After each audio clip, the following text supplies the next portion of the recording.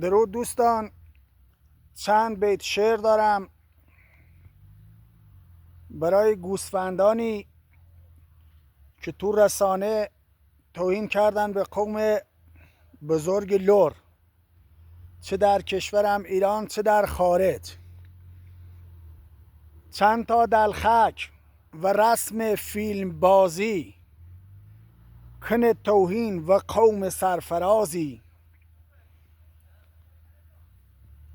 رسانه جای توهین نیست به مردم، بگویم چند بیتی وصف دردم.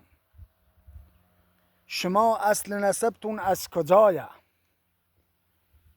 و قوم لر تاریخی جوایه. چه من جنگی که کردن بی رضا شاه، چه بی ارتش عراق من خاک گلشاه. یه نخونن دیل ما بخونن و قوم لر کل دنیا بدونن.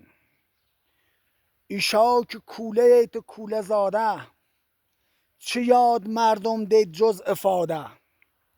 اگر لر حف کنه ایشا گمی بیت، جلین دازن و ریتو چار سمی بیت.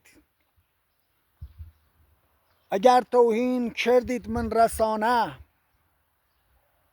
ای بارم گوش کنید حرفل مانه.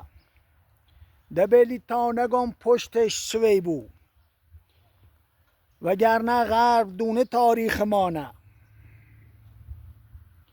دبیلی تا کپم بحثه بمونه، وگرنه آبرومن کونتونه. شما انسانیت و تو نمونده، وگرنه لورل تاریخ خونده. نماد ما نگر با سنگ زیتو، جوابش فوش ما داییم. اون هم دنی ترام بگم. لطفاً کامنت و به اشتراک بگذارید. ممنونم.